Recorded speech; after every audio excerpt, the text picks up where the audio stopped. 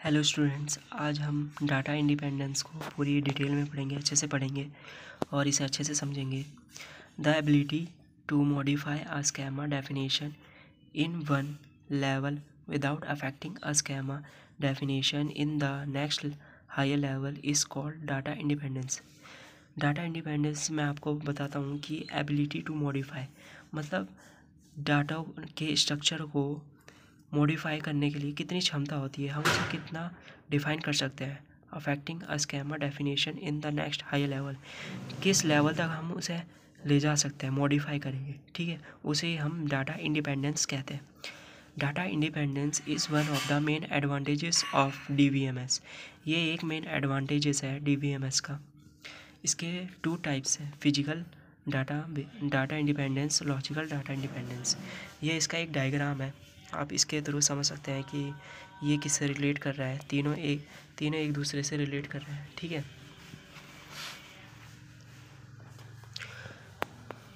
जो हमारा physical data independence है, physical data independence can be defined as the capacity to change the internal schema without having to change the conceptual schema.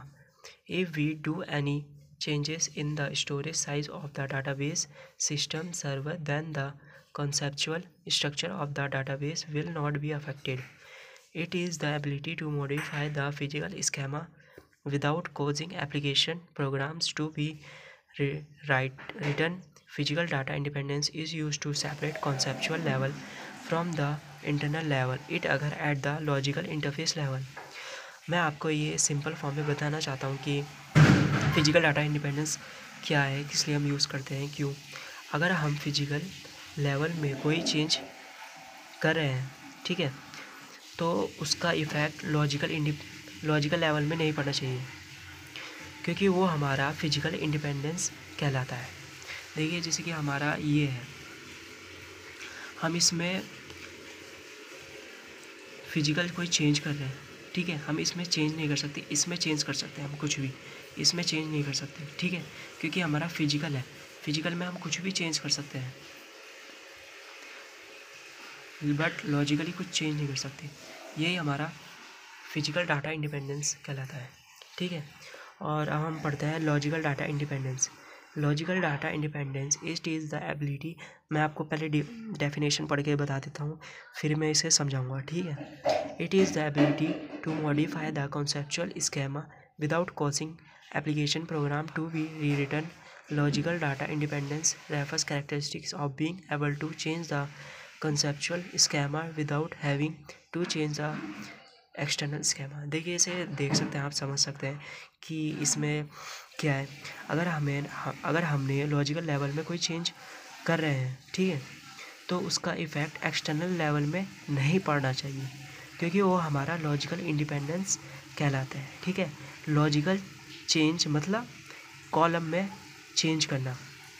देखिए, इसके example के through आप समझ सकते हैं कि लॉजिकल चेंज का मतलब क्या है, कॉलम में चेंज करना। कॉलम में चेंज करना वही हमारा लॉजिकल स्कीमा होता है, लॉजिकल डाटा इंडिपेंडेंस कहलाता है, ठीक है।